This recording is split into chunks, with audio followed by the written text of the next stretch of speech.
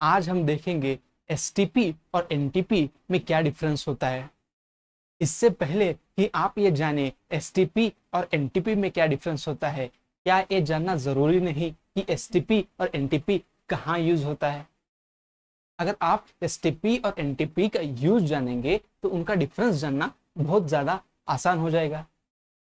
For example, हम STP और NTP को समझने के लिए एक एग्जाम्पल लेते हैं। बेटा, एक चिप्स का पैकेट है। उस चिप्स के पैकेट का जो वॉल्यूम हम रूम टेम्परेचर पे जानेंगे तो हम क्या कहेंगे कि उस fix number of gases molecule होंगे चिप्स पॉकेट के अंदर। तो क्या उस फिक्स नंबर ऑफ मॉलिक्यूल का रूम टेम्परेचर पे वॉल्यूम क्या होगा? तो ऑब्वियसली आप कहेंगे जो चिप्स के पैकेट का वॉल्यूम होगा वही उस गैस का भी वॉल्यूम होगा। ठीक है, अब उसी चिप्स के पैकेट को हम अब प्लेन में ले जाए, हाई एल्टीट्यूड पे ले जाए, तब हम पाएंगे कि वो चिप्स का पैकेट है जो थोड़ा फूला हुआ है।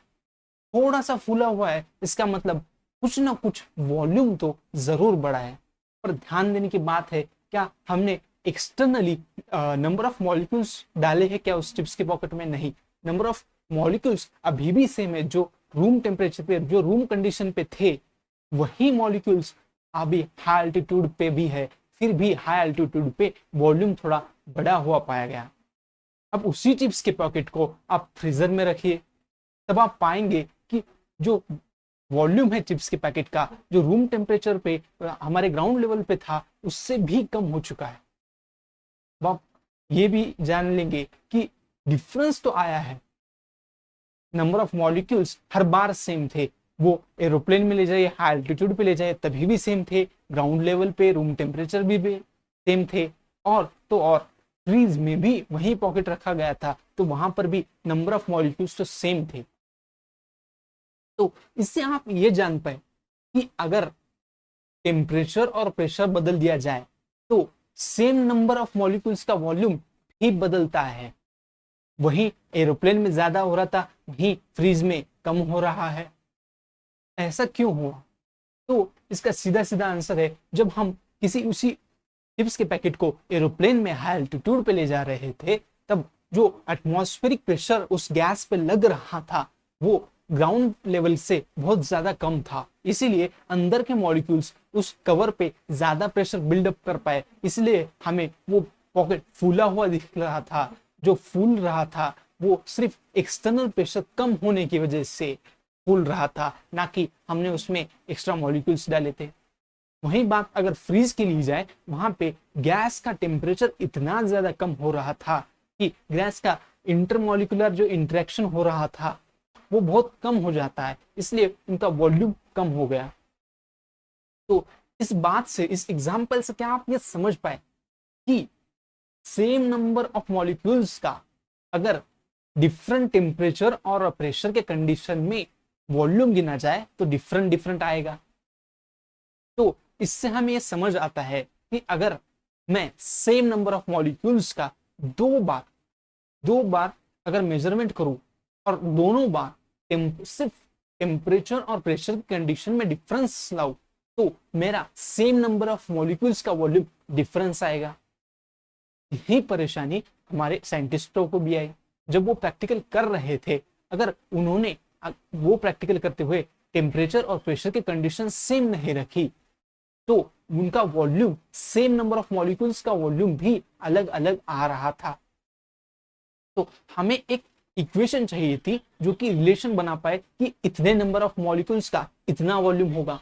पर ऐसा रिलेशन नहीं बन पा रहा था, क्योंकि किसी भी number of fix number of molecules का वॉल्यूम भी उसका जो टेम्परेचर, उस कंडीशन का टेम्परेचर और उस कंडीशन का प्रेशर क्या था, इस पर भर भी निर्भर करता है। तो उस रिलेशन देने के लिए एक इक्वेशन आई थी, जिस इक्वेशन को हम कहते हैं आइडियल गैस इक्वेशन। इस इक्वेशन को हम कहते हैं आइडियल गैस इक्वेशन, जो कि होती है PV is equal to nRT। अब इस इक्वेशन को अगर आप थोड़ा सा सिंप्लीफाई करेंगे तो आप पाएंगे V is equal to nRT divided by P। अब इस फॉर्मूले में P क्या है? तो इस फॉर्मूले में P है प्रेशर, T है टेम्परेचर, V है वॉल्यूम, N है नंबर ऑफ मोल्स और R है गैस कांस्टेंट। अब इस फॉर्मूले को ध्यान में रखते हुए अगर आप ये प्रयास करें कि अगर आप सेम नंबर ऑफ मॉलिक्यूल्स का वॉल्यूम 2 बार गिने और वो वॉल्यूम डिफरेंट डिफरेंट आए, इसका क्या मतलब हो सकता है कि नंबर ऑफ मॉलिक्यूल्स तो सेम थे, तो इसका मतलब होगा आर तो कांस्टेंट है, तो इसका मतलब हुआ टेम्परेचर और प्रेशर में आपने कुछ तो चेंज किया है, इसलिए सेम नंबर ऑफ मॉलिक्यूल्स का भी प्रेशर और टेम्परेचर डिफरेंस होने के कारण वॉल्यूम डिफरेंट आया। तो क्या अगर टेम्परेचर और प्रेशर की वॉल्यूम कांस्टेंट करी जाए कि ठीक है मैंने 2 बार प्रैक्टिकल किया, दोनों बार मैंने वॉल्यूम गिना, अगर दोनों बार गिनते हुए मैंने टेम्परेचर और प्रेशर का ध्यान रखा और उन्हें कांस्टेंट रखा, तो क्या मेरे सेम नंबर ऑफ मॉलिक्यूल्स का वॉल्यूम सेम आएगा? बिल्कुल सेम आएगा। तो यही तो स्टैंडर्ड कंडीशन बनी, टेम्परेचर और प्रेशर के एक स्टैंडर्ड सेट ऑफ कंडीशन बनी। तो एक कहलाई एसटीपी, दूसरी कहलाई एनटीपी। तो एसटीपी स्टैंड करता है स्टैंडर्ड टेम्परेचर एंड प्रेशर के लिए, वहीं एनटीपी स्टैंड करता है नॉर्मल टेम्परेचर एंड प्रेशर के लिए। तो एट एसटीपी टेम्परेचर और प्रेशर क्या होते हैं? एट एसटीपी अगर आप देखना चाहे तो एट एसटीपी टेम्परेचर होगा 273 केल्विन, वहीं प्रेशर होगा 0.987 एटीएम। वहीं अगर गैस कांस्टेंट की बात की जाए आर होगा 0.08। अगर हम इसका यूनिट लिखना चाहे तो लीटर एटीएम पर केल्विन पर मोल। वहीं एनटीपी पे यही टेम्परेचर और प्रेशर की कंडीशंस क्या होगी? तो एनटीपी पे हमारी यही कंडीशन पाई जाएंगी, टेम्परेचर जो कि होगा 293.15 केल्विन, जो हमारा प्रेशर होगा वो होगा 1 एटीएम, और जो हमारा आर होगा जो कि है गैस कांस्टेंट, वो हमेशा सेम ही रहता है, वो होगा 0.08 अगेन लीटर एटीएम पर केल्विन पर मोल। तो अब आप समझ पाए कि एसटीपी और एनटीपी और कुछ नहीं तो डिफरेंट सेट ऑफ टेम्परेचर और प्रेशर की कंडीशन है जो कि स्टैंडर्डाइज हो गई टाइम के साथ साथ, क्योंकि टेम्परेचर 273 और 293 केल्विन अगर आप इनका जानेंगे तो एक रूम टेम्परेचर है, एक 0 डिग्री सेल्सियस की कंडीशन है। इसी को एसटीपी और एनटीपी में डिफरेंस क्रिएट करने का एक मेन रीजन होता है कि टेम्परेचर और प्रेशर एसटीपी और एनटीपी पे डिफरेंट होता है। अगर इसी एसटीपी और एनटीपी के कंडीशन पे अगर हम इसी गैस का सेम मॉलिक्यूल रखते हुए वॉल्यूम निकालना चाहे इस आइडियल गैस इक्वेशन के द्वारा, तो किस तरह आएगा ये जान लेते हैं। तो at STP at standard temperature and pressure अगर आप जानना चाहें और हम नंबर ऑफ मॉलिक्यूल्स लेंगे 1 मोल ताकि दोनों तरफ स्टैंडर्डाइज हो जाए, तो नंबर ऑफ मॉलिक्यूल्स लिए हमने 1 मोल मल्टीप्लाइड बाय आर जो कि है 0.08 मल्टीप्लाइड बाय टेम्परेचर जो कि है 273 एसटीपी के कंडीशन में, divide it with the pressure जो कि है 0.987 एटीएम। तो इसका आंसर आता है 22.7 लीटर।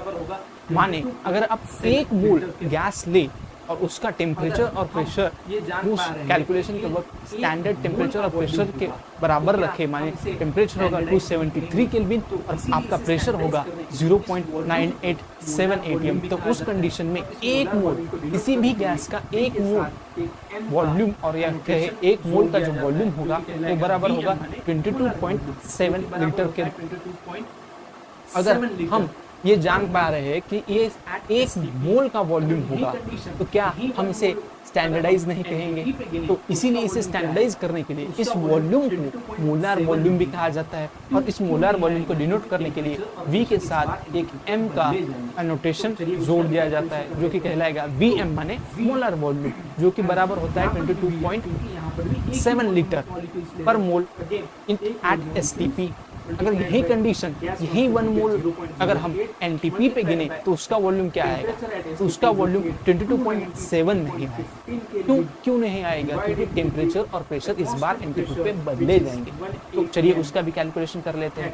तो वी एम, यहाँ पर भी वी एम, क्योंकि यहाँ पर भी एक ही मोल हम मॉलिक्यूल्स ले रहे हैं।